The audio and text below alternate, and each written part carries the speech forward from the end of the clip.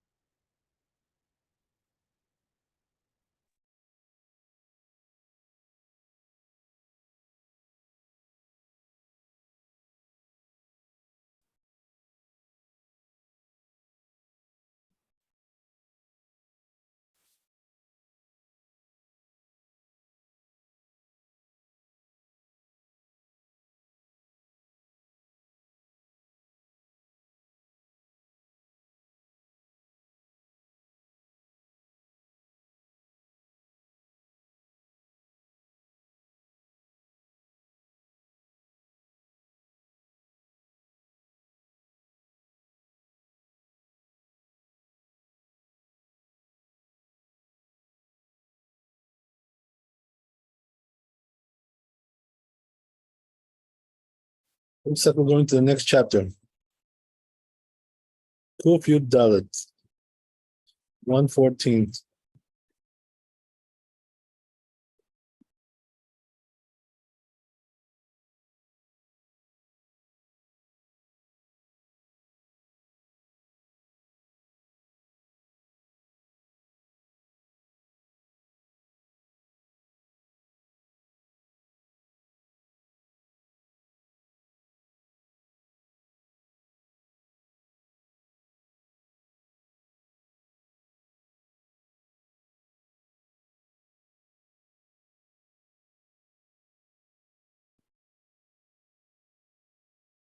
Okay, so says the tour. The second blessing of the Amidah doesn't open with Baruch because it's close, juxtaposed to its fellow blessing. Like we explained already. How many letters does it have? 51 letters. Like the number of the four verses, the words of four verses, that they were taken from there, this blessing. These are the four verses. מבטיח ואינם נמסרים בידי אדם, בידי אדם, ואלה הם מבטיח של גשמים, ושל פרנסה, ושל תחיית המתים, ושל חיה. What does this mean? That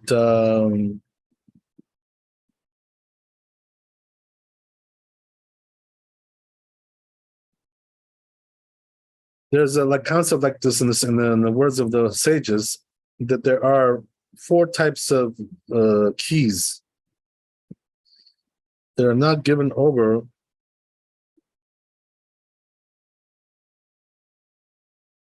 to mankind, only in the hands of God. Which one of those?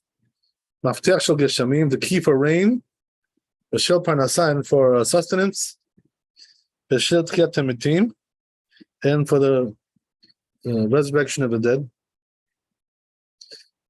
b'shel chaya, and also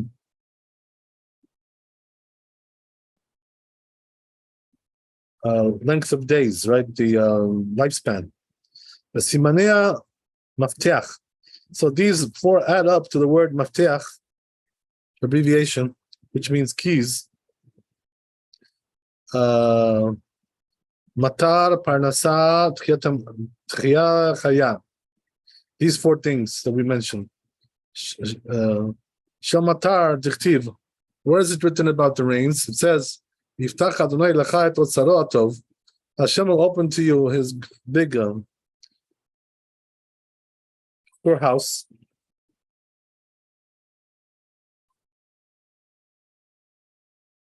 Just 1 second.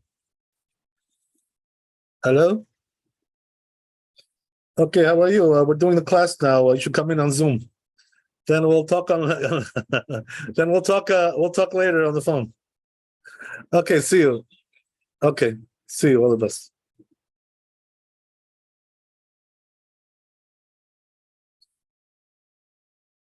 So anyway, as we said,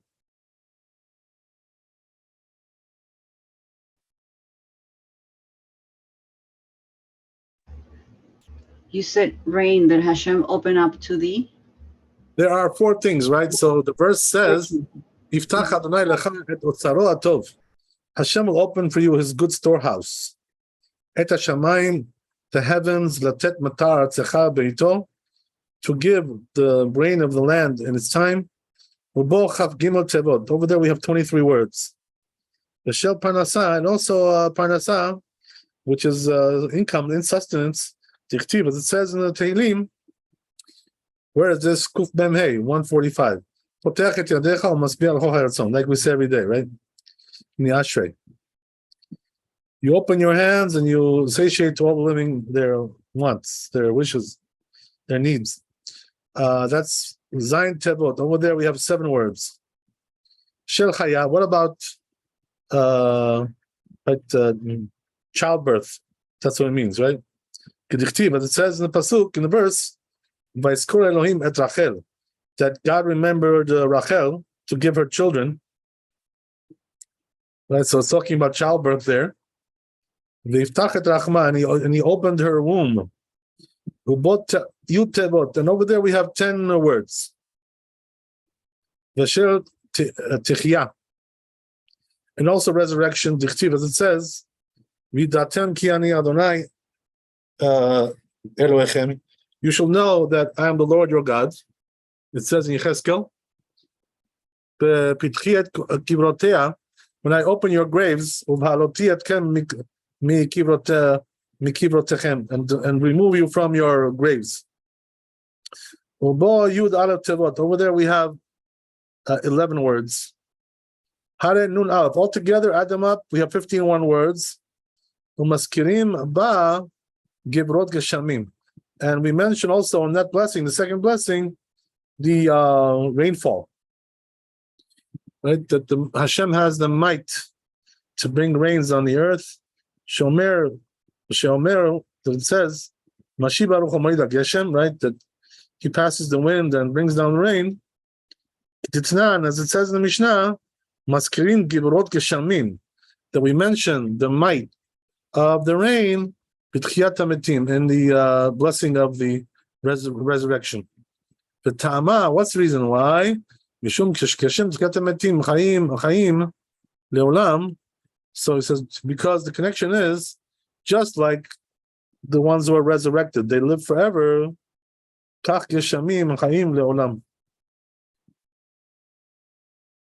Same way, the rain goes forever. And then we start to mention B'tfilat Musaf Shel Yom Rishon. When do we start to mention this? In the Musaf of the first day, Yom Tov Acharon, of the first day of the holiday.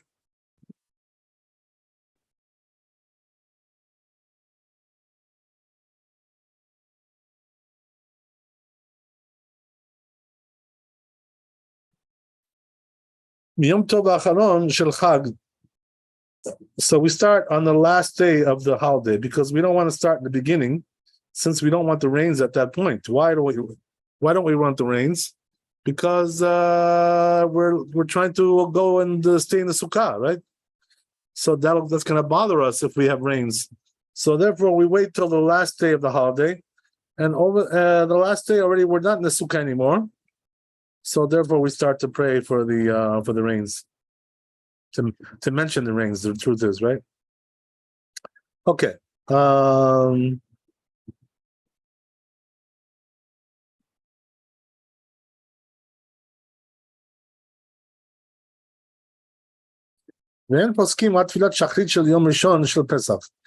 do we stop mentioning the rains? The first day of Passover.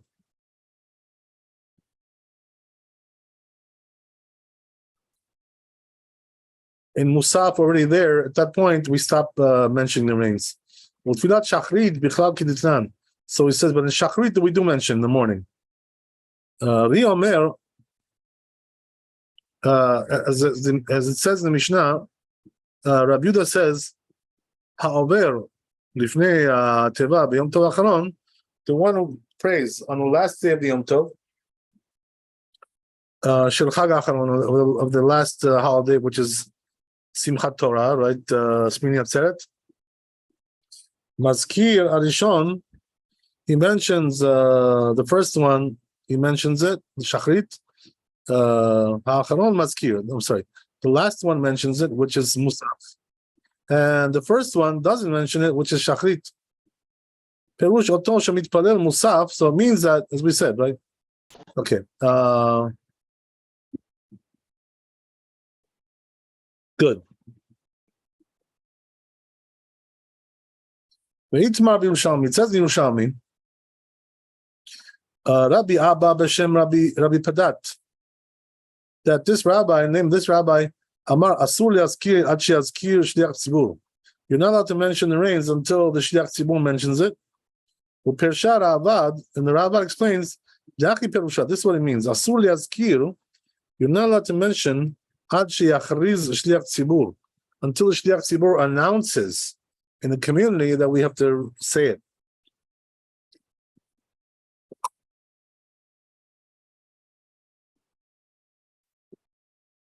Okay. Mashiva Ruach Moed HaGeshem, that's what we say, right? He makes the wind pass and he brings down the rain, or Morid Atal, or he brings down the dew. That's what we say in the summer. In order that there should be nothing, they shouldn't be mixed up. Zeh maskir, zeno maskir. What does that mean? That when some people do mention, some people don't mention. We don't want that, right? We don't want that to be, some people like this and two camps, one camp here, one camp there. We want everybody to be on the same page. So therefore, the Shliach Tzibur mentions that, reminds them what they have to do, and then everybody does it together. But two Itmar, this is also said in Yerushalmi, Asur liachid liazkir, it's forbidden for the individual to mention it, Ad she'achriz Shliach Tzibur, right? And again, same thing. Until the Shliach Tzibur announces it. Kamun ditzlata, in front of us for the prayers, maskir. Kemo she'izkir Shliach Tzibur. So then, once the Shliach Tzibur mentions it, then the individual also mentions it. Okay.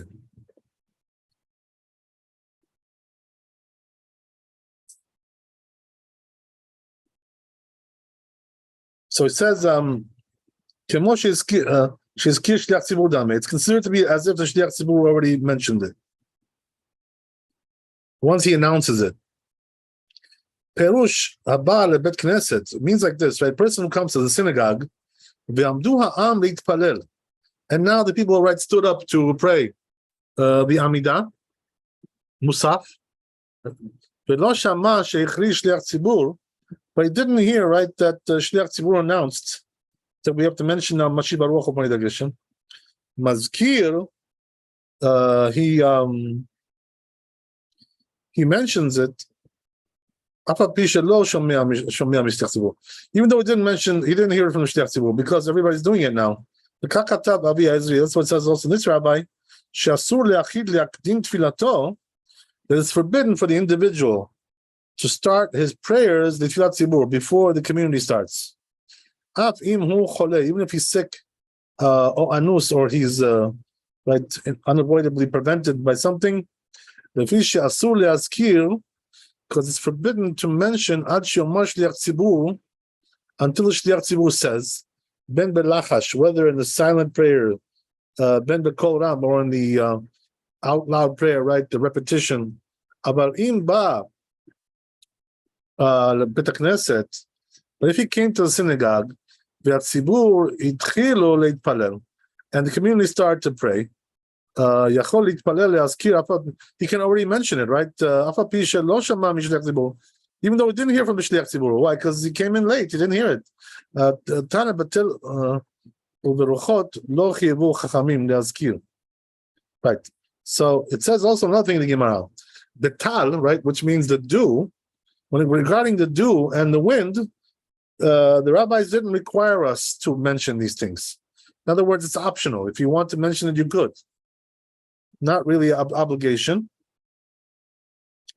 And if he wants to mention it, if he wishes to, mazkir, if he can do it, no problem. So therefore, if he said that he makes the wind blow in the summer, or lo amra, or whether he said it or not, or didn't say it in the rainy season, and we don't make him go back, repeat it again, because it's optional. He can do it if he wants. Also, and when it comes to the dew, so he says the custom was in Spain, to mention it, even in the in the summer. But when it comes to Ashkenaz, Germany, right? Over there, they were not. The custom was not to mention it until this day, right? That's what it is.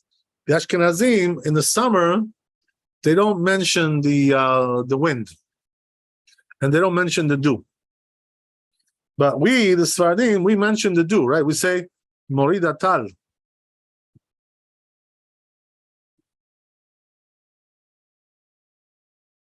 So that's the way it remains, right? The custom until this day. But I did notice, when I was in Israel, that some of the Ashkenazim over there took on the custom of the Sfaradim, They started to mention it like the Sfaradim do. What's the reason why, by the way, over there they changed a little bit? Because really, Eretz Israel, right, is a Sephardi country. So, the dominant culture over there is Sephardi. So, therefore, the Ashkenazim, are sometimes adjusting themselves to adjust to the custom of the Sephardim. So, that's one of the examples, right, that this happened. I remember when I was in Israel, the rabbi told us,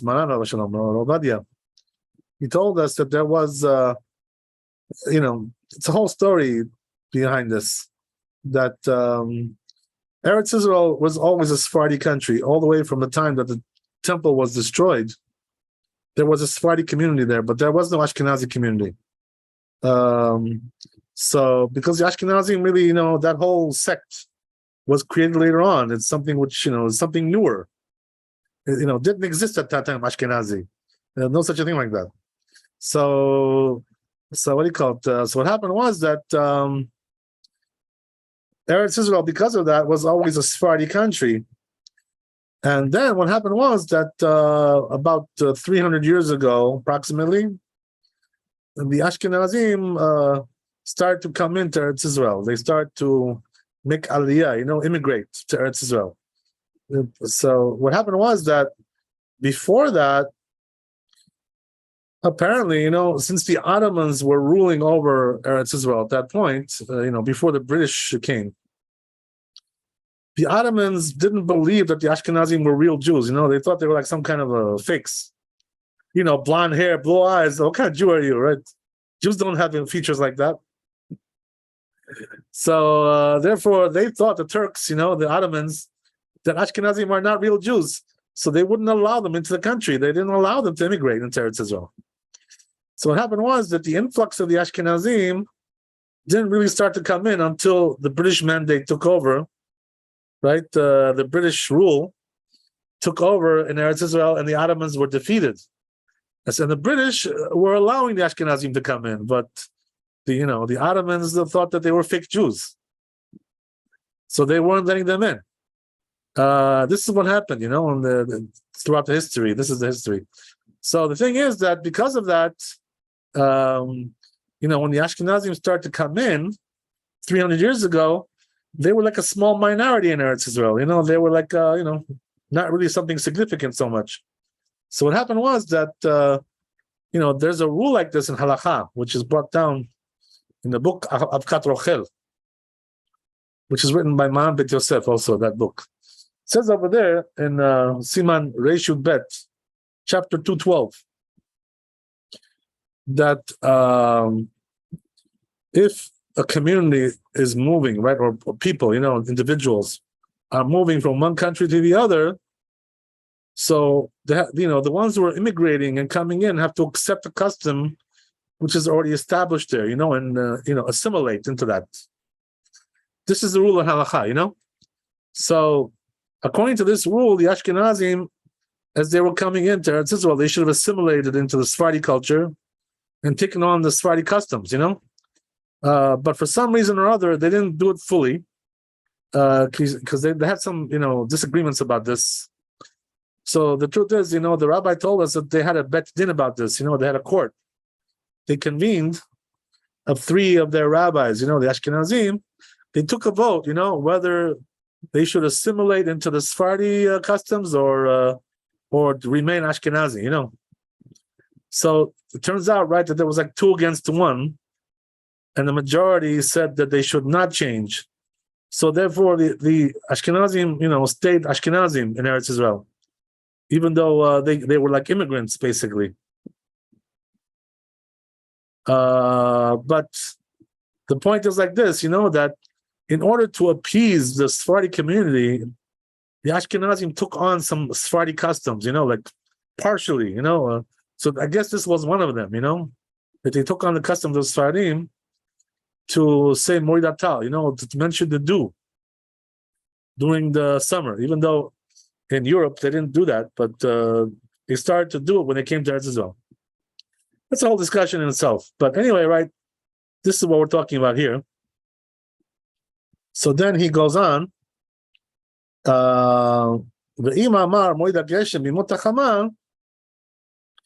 if he said, right, mention the rain in the summer, that's already a bad news, right? We tell him to go back and pray again because, this is like a bad sign. We don't want rain in the summer, especially in Eretz Israel, it's harmful there. We don't really get much rain in Eretz Israel, in the summer, almost like a dry season. I remember I told my father this one time, my father, he never lived in Israel. I told him, I said, in the summer, there's no rain there. So he says, how do they survive? And then they must not have enough water. So, the truth is that, they, Baruch Hashem, they have enough water, for now, things are okay. But the truth is that there were some times where, the water situation was not so good there. So what they did was they opened up like several desalinization plants, to desalinize the ocean water and turn it into drinking water. So now I heard they have like 5 plants over there already, So, they have water on demand basically now, They're not really dependent so much on the rain. So much. Somewhat, yes, but not so much, right? Not totally. The problem is, the rainwater is cheap, right? Comes for free. But the plants that are making the desalinization, those cost money, so you have to pay more for that. That's the whole thing, right? It costs more money when you have water like that. It's very good quality, but expensive. Right? That's the whole thing. So, that's the story with Eretz Israel, that we don't get rain over there in the summer, generally speaking. It's considered to be harmful, actually. It harms the crops over there. So therefore, the rabbi said, if you mention or pray for rain in the summer, go back and pray again, because this was, harmful what you prayed for, right? As they say, the famous saying, right? Be careful what you ask for, because you may get it. And that's not what we want, right? We don't want to get that in the summer. That's the whole thing, right? Okay.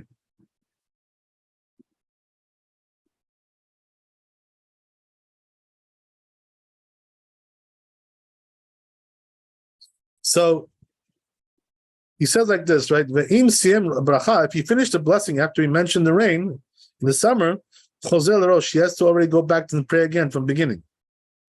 The Gimel Rishonot Chashivot kechada. Why is that? Because the first three blessings are considered to be like one long blessing. So therefore, if you made a mistake over there and you sealed the blessing already, you got to go back from the beginning.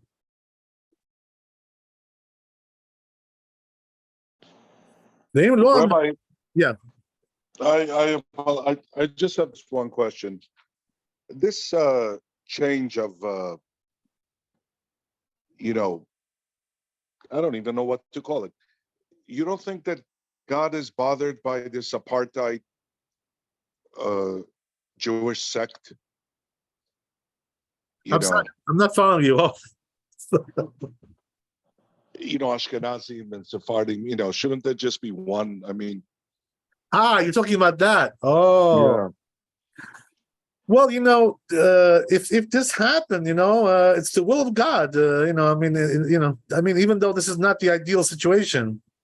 Oh, I see. You know what I mean? But if it did happen, what does that mean? It happened that we went to Galut, to exile, and this is what caused it.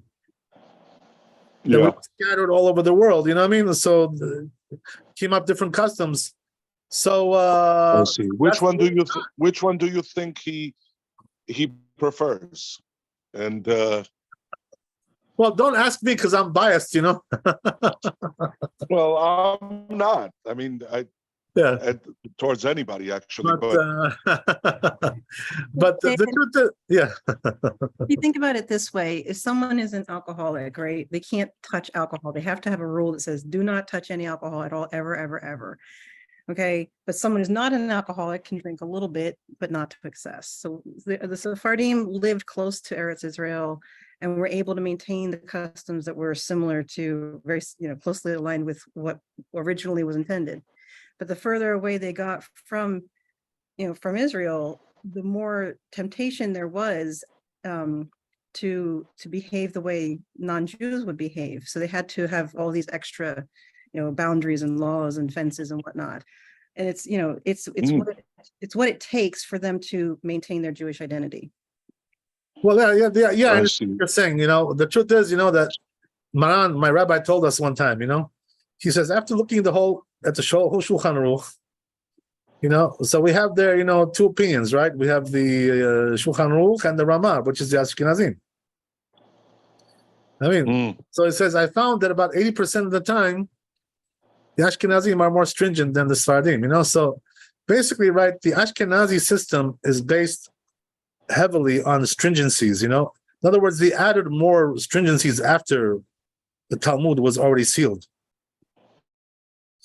As opposed to that, Sephardim, that we didn't really add much after the Talmud. We pretty much kept it authentic, you know what I mean? So basically, right, from one perspective, the Ashkenazi system is like a, how would you call this, right? It's like a pile of stringencies. Gotcha. But they needed it, didn't they, because of where they were living? Well, the reason, there's two things there, going on. First of all, their rabbis must have felt that these stringencies were necessary to keep the community in line. Otherwise, the community, would have stumbled. That's one thing. But it's also when you go deeper into it, right? The Kabbalists talk about this. That the nature of the Ashkenazim is more towards din, more towards judgment. So they tend to be more strict. It's their nature. Did these things come into play even more after the war? And after which war are we talking about? I mean, we're talking about the Second War. Are you talking about the Revolutionary War? No, I'm talking about the Holocaust. No, it has nothing to do with that. Really, it has nothing to do with that. This whole thing started way before that. It's just the nature of the nature of the Ashkenazim is more towards din, more judgment. So therefore they tend to be more stringent. Yeah. By the way, last night I don't mean to veer off too far from your lecture, but last night I met another couple of characters out here where their parents and grandparents got caught up in this, and they were all exterminated. And this lady who's about my age told me that her brothers, whatever, whoever survived, they totally denounced God after the atrocities Yeah, that they saw. this is a known phenomenon. It's known. But what I'm trying to say is like this, right? That it goes back to the roots, that they say the Mikubalim, the Kabbalists, that the root of the Ashkenazim goes back to Bet Shammai, which was a stringent part of the Jewish people, and Bet Hillel was the forefather of the Sfardim. I see. Which is the lenient 300 years is not a tremendous amount of time. I thought that they were older than that. I'm sorry. Who told you 300? You said that Ashkenazim only go back to their roots go back only 300 years. No. I don't think you heard me right. The Ashkenazim go back around 1,000 years. I see. But before that, there was no such a thing as Ashkenazi. Okay, I thought I heard the number 300. So in other words, it goes back to the time where the Jews started to settle into Europe. Yeah. That's where it came from. You understand? Yeah. Okay. 1,000 years is a long time. About 1,000 years. Yeah. Yeah. Thank you, Rabbi. Before that, before 1,000 years, you won't find anybody who's Ashkenazi. No such a thing like that. Gotcha. Thank you. Okay, so therefore, right, the Sephardi custom is more like, true to the tradition a little bit more than the Ashkenazi, which is really stringencies, a lot of stringencies.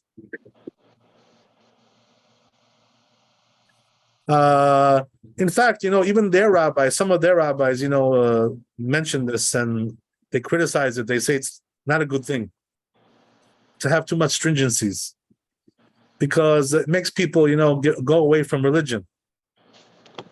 They can't tolerate, the burden, of the stringent. Yeah. That's interesting. I find more and more that culture and what you were born into and the way you were brought up and the rituals that your family followed and, whatever you learned in the household sort of overrides everything in a way, and why would an Ashkenazi, your average Ashkenazi or Sephardi for that matter, want to change, their ways to something else?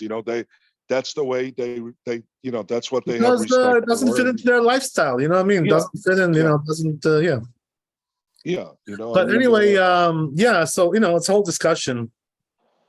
The truth is, it goes back also to the patriarchs. Because, Abraham was the side of chesed, of kindness, and Yitzchak was the side of din, which is the side of judgment. So I guess you can say, right, that the patriarch Yitzchak was the forefather of the Ashkenazim, in the sense that, he was he had the measure of judgment. Yeah. Well, you need one with the other, right? So yeah, it's like two extremes, Yeah. When you put them together in one coherent group, it turns out to be more balanced. You know what I mean? As opposed to each group being separate, then it becomes more like extreme. So there's all kinds of things that we can say about those things. All kinds of interesting things. But also there's another concept in Kabbalah, which says that since there are many opinions, in the Torah, and they all are legitimate, so therefore, right, there is a tikkun, there's a rectification that all the opinions are being performed by somebody at least.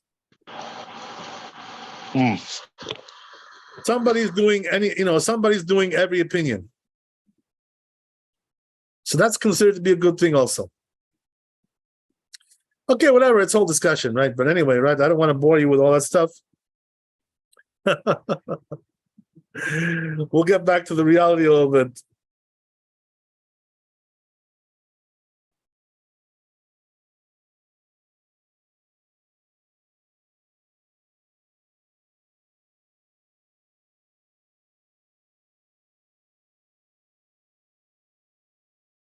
So he says like this to Tur.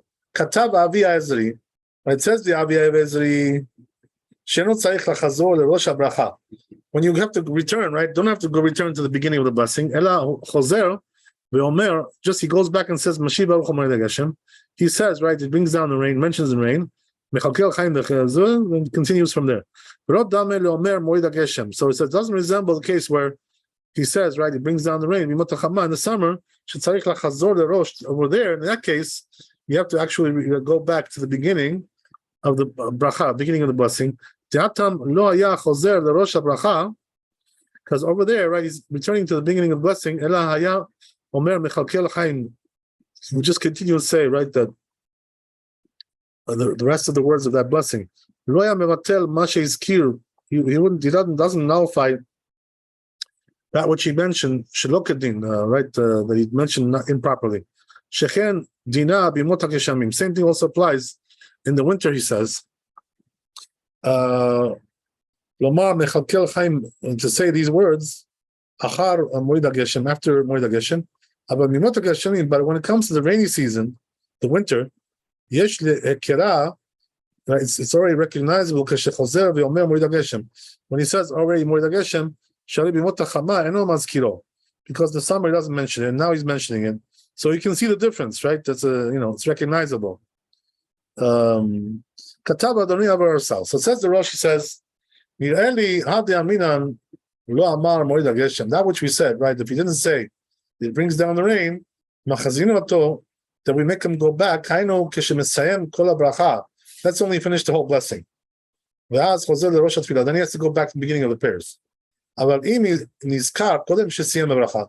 if he remembered before he concluded the blessing, then what he should do is say in the place that he remembers. Because the rabbis didn't really make a specific place in the blessing to mention it. All they said was that we have to mention it over there in the second blessing. But he says the custom is to say it before these words. Because the rain is considered to be like parnasah, sustenance. It causes sustenance in the world. But if you didn't say it right before this, the whole blessing, you can say it anywhere afterwards also, in that same blessing. But if he made a mistake and he didn't mention the rain, and he remembered right before Shomei Tfilah, it says in Yerushalmi, he can also mention it over there in Shomei Tfilah. But in our Talmud, over there, it says over there that if he made a mistake and he didn't mention the rains in the second blessing, we make him go back to the beginning. If he made a mistake and didn't ask for rain in the blessing of the years, then we don't make him go back. Because then he can say it, the Shomei Tfilah and Shomei Tfilah.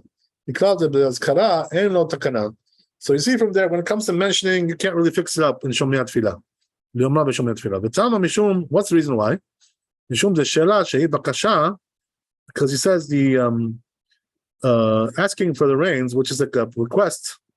It's relevant in Shomei Tfilah. Right over there we say requests. Azkara, but mentioning, that's something else. Which is like sort of a praise. And in Yana, the Shomei Tfilah, it's not really relevant to say it in Shomei Tfilah. So therefore he says if he forgot, the law is clear. He didn't mention it until he finished the blessing. He goes back to the beginning. That's what it says in the Rif. Also the Rosh. It says Avi Ezri. Okay, I'm going a little bit too far on this tour here. Okay, so I guess we'll stop here and we'll do the Bet Yosef for next time. B'ezrat Hashem. I should have stopped a little bit before, but I got excited, so I went a little too far. But we'll catch up tomorrow. B'ezrat Hashem. Chazak Baruch, thanks for coming. Be blessed with wealth, health, happiness. Be holy and happy, and see you tomorrow. Chazak Baruch. Amen. Thank you so much.